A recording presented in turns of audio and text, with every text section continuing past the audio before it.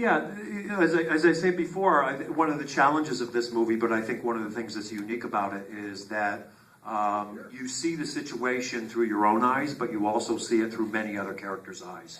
There's not just one point of view.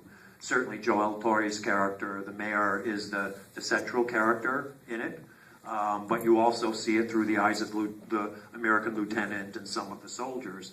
And one of the things that kind of got me to be a writer and keeps me, doing stories is that when people confront each other, it's not just that they want the same thing and they can't both have it. That certainly happens. But very often they're arguing with each other, but they don't have the tools to really have a discussion instead of just a screaming argument or shooting each other, because they see the world in such totally different ways. So for me, the challenge with the Filipino characters was to read enough accounts. I speak Spanish, and so I was able to read a lot of stuff written by Filipinos as well as Spanish who were leaving then.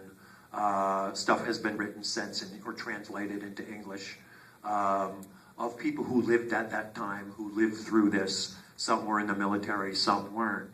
To put together some composite people and imagine my way into their heads. But the same thing for the American soldiers. I'd read enough letters home and diaries of American soldiers to have an idea of not just what, there isn't an average person in there. Each one is an individual.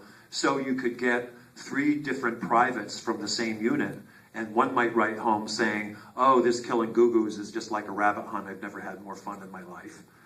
The second one might say, it's hot, it's awful, I don't know what we're doing here, but orders are orders, I'm going to do my duty for my flag. And the third might say, I am horrified by what the United States is doing here and the things that I've had to do myself. And these are guys who march next to each other, and they have that many points of view. And then reading on the Filipino side, there were so many differences of opinion on the Filipino side, including some pretty violent ones.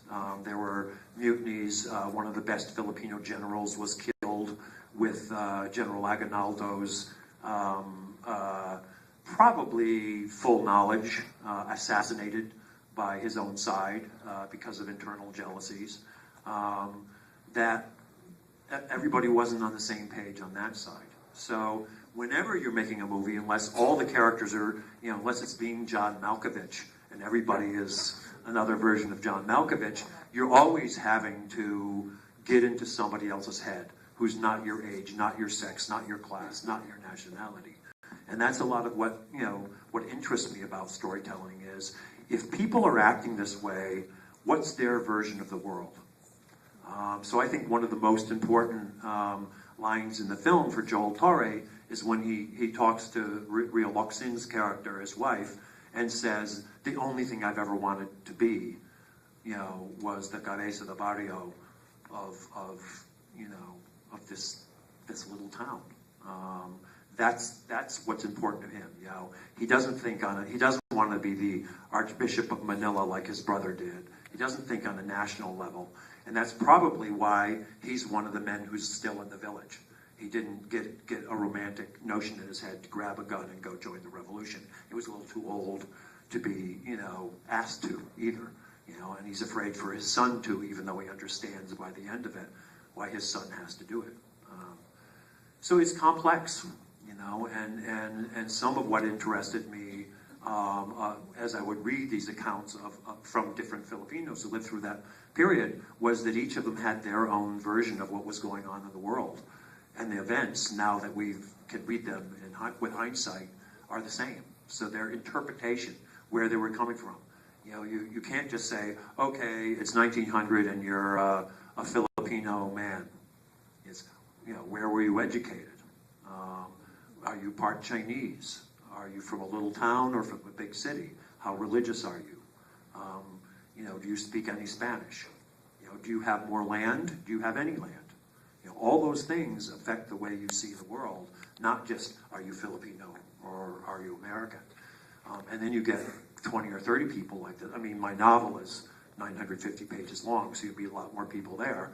There's even more, possibilities there. But in a movie, and I think it's actually kind of a rare thing for a movie, each person in this movie has, is the star of their own show. They're there living out their life, with their hopes and their expectations. And they're not always on the same page, even if they're wearing the same uniform. Anyway, everybody, thanks so much for coming. Tell your friends. We may hang around for another week if enough people come. Thanks.